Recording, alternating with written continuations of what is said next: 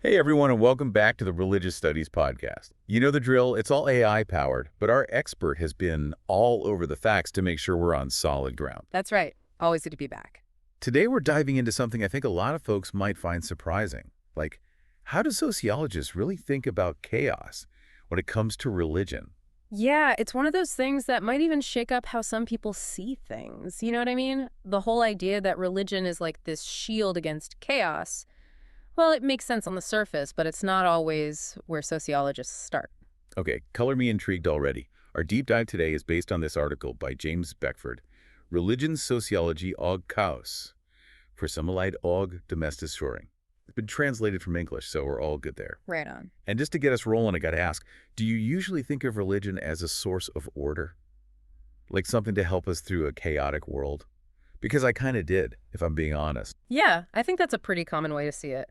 But the interesting thing is, when you look at some of the big names in sociology like Marx, Weber, Durkheim, they didn't always frame it that way. Wait, really? So if they weren't looking at it as a response to chaos, how did they see religion starting up in the first place? Well, they each kind of zeroed in on different parts of society, but they're all connected, right? So Marx, for example, he saw religion as this thing that comes out of social inequality, like a tool that the folks in power use to keep things the way they are. Right, right. You know, it offers comfort, sure, but the way he saw it, it also kind of keeps people from seeing the real problems, the root of their struggles. That's a pretty strong take, but it makes you think about who has the power. Oh, absolutely. Yeah. Then you've got Weber, who saw religion as our way of making sense of the world. It's how we figure out where we fit in the grand scheme of things, how we create meaning and order when everything seems all over the place. So for Weber, it was more about looking for meaning than being afraid of chaos. Exactly. And then there's Durkheim, who saw religion as a way to celebrate what holds a society together, less about individual fear Yeah. and more about the things we do and believing together, the stuff that binds us. It's like those shared experiences that really make you feel like you belong, Mm. right? Like you're part of something bigger. Exactly. Okay, this is already so fascinating. We've got these different sociological perspectives, and none of them are really putting fear of chaos at the center, Yeah. right? But wait a minute. What about that whole enemy thing that Durkheim talked about? Isn't that basically chaos? Ah, good one. But even Durkheim's anomie, which means normlessness, isn't exactly the same as pure, unbridled chaos. You know what I mean? Right. It's more like when those social rules break down, which can lead to all sorts of issues, but he's still looking at it through the lens of how society is structured. So even when things are going haywire, sociologists are still looking for those patterns, those explanations. It's like their idea of chaos is a little different from what we usually picture, right? It really is. Mm. And that's where someone like Peter Bergers comes in. He's a sociologist who really did bring that idea of chaos more directly into his work on religion. Okay, now we're getting to the good stuff. Tell me more about Berger's perspective. So Berger had this idea of nomos, which is basically the order we create as a society to give our lives meaning and security. Okay. Think of it like your routines, what you believe in, even that coffee shop you always go to. They all come together to create this feeling of stability in your world. Hold on. So even my morning coffee is part of my nomos. That's kind of a relief, actually. Like all those little things make a difference in a world that can be so unpredictable. That's it. And for Berger, religion is a powerful force in keeping that nomos going strong. Mm. It's like a shield against that existential dread of chaos. It answers those big questions that can leave us feeling lost. That makes so much sense. It's like religion helps us figure out the universe and where we fit in, especially when things feel so uncertain. It's how we create a sense of order, you know, a Yeah. framework for understanding things even when we're faced with the unknown.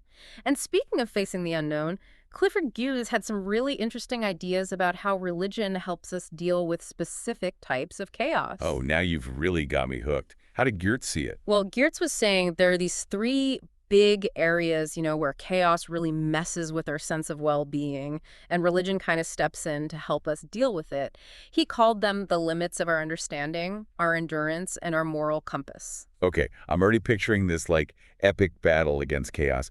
Break it down for me. What did he mean by those limits? So the first one, that limits of our understanding thing, it's all about those times when we just can't wrap our heads around something, you know? Right. It could be like a personal tragedy, some big scientific mystery, or just how huge and crazy the universe is, those times when we're left scratching our heads and saying, what is even happening? Oh, I think we've all been there. It's like trying to put together furniture with instructions that are totally messed up, pure chaos. Exactly. And then you have those limits of our endurance. This one's about suffering and loss, pain, both the physical kind and the stuff that hurts your heart. You know, those times when life throws you a curveball that really tests how tough you are. It's those times when you're like, why me? Yeah, You know? Why do bad things happen? Why is there so much suffering? you got it. And last but not least, those limits of our moral compass. This is when we run up against those tricky ethical situations where right and wrong get all blurry and we have to make tough choices that might even make us question who we are. Yeah, it's those gray areas that really put our values to the test, right? When there's no easy answer and we just got to make the best call we can. Exactly. And Geertz's point was that religion, with all its different forms and beliefs, it can give us a way to handle all three of these challenges. It can offer meaning and comfort and guidance, even when things are really uncertain and tough. So it's like when we try to make sense of the world on our own and we just hit a wall, religion comes in with that bigger picture, that different kind of compass. That's it. And it can be so powerful in helping us deal with those things that threaten our sense of security and well-being. Those areas where chaos really tries to take over. Okay, so we've been talking about how different sociologists view chaos from its role in society to those deep existential anxieties. But we can't ignore the elephant in the room, right? All right. This whole idea that sociology might actually be trying to domesticate chaos, like make it nice and tidy. You're right. That's the core of Beckford's argument, isn't it? He's saying that even when sociologists acknowledge chaos, they often try to tame it, make it fit into their neat little analytical boxes. It's like they're always searching for those patterns and explanations, even in the most wild and crazy aspects of religion. It's like they're saying chaos. You can't just be chaos. You got to make sense. Right. Exactly. And Beckford uses some really interesting examples to show what he means. He looks at those conversion stories where people who joined new religious movements described their lives before they joined as super chaotic. But the funny thing is, their stories often follow this kind of structured narrative. Yeah. They fall into these familiar patterns.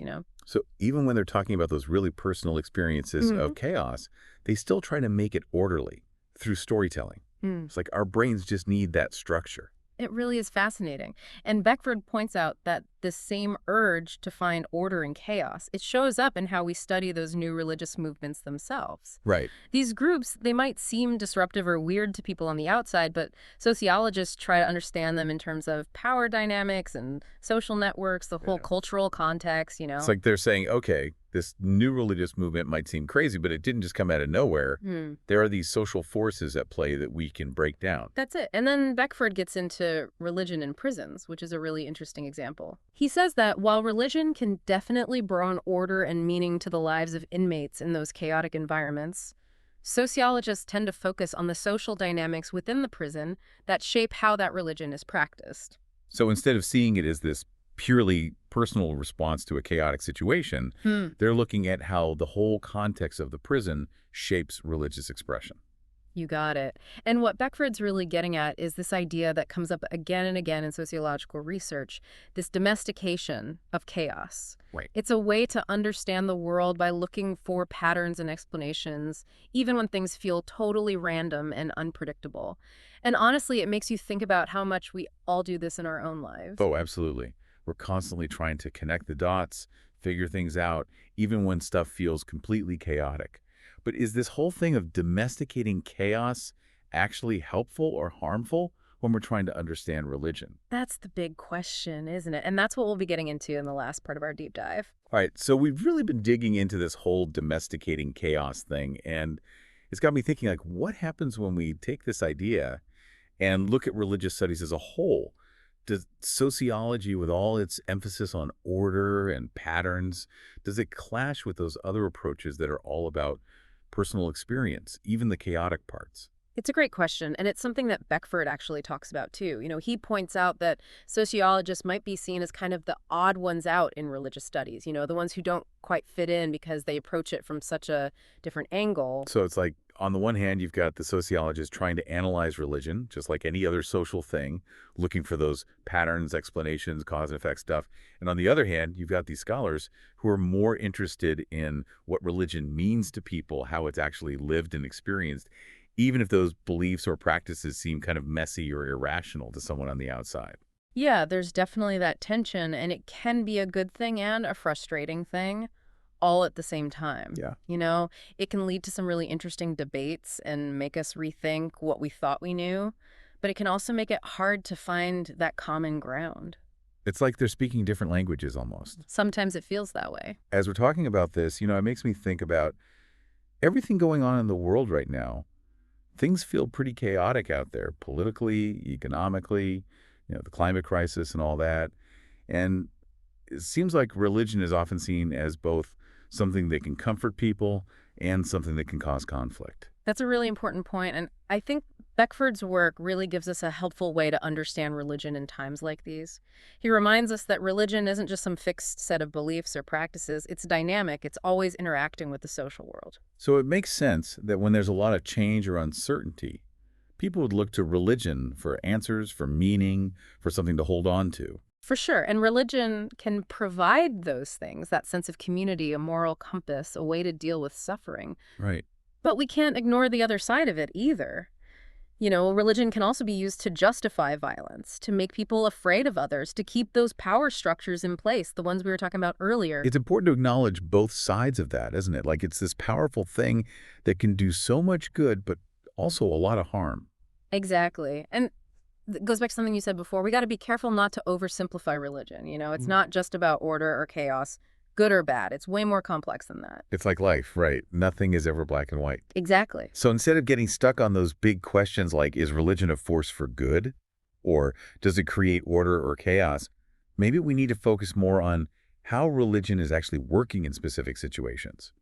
How are people experiencing it? How is it shaping their lives and their communities? That's a fantastic point. And that's where having all these different perspectives, from sociology, anthropology, history, psychology, that's where it can really help us get a fuller picture. By looking at religion through all these different lenses, we can move beyond those simple either categories and really wrestle with how complicated it is. This has been such a mind-blowing deep dive. Feels like we've just scratched the surface, but my head is already buzzing with all these new questions and ideas. I know, right? That's what's so cool about exploring these topics. It's like opening a door to this whole universe of interconnected ideas. And to our listeners, we hope this has made you curious about the role of religion in your own lives and in the world around you. Maybe it's even made you think differently about how you see order and chaos. Maybe you'll start to see how religion, in all its messy and amazing forms, it gives us ways to navigate all the uncertainty of being human. Whether it's offering comfort, challenging what we thought was normal, or pushing us to face the unknown, religion is powerful. There's no doubt about it, and it's still shaping our world in huge ways. Thank you all so much for joining us on this journey. We'll be back next time with another deep dive into the fascinating world of religious studies. Until then, keep exploring, keep those questions coming, and keep those minds open.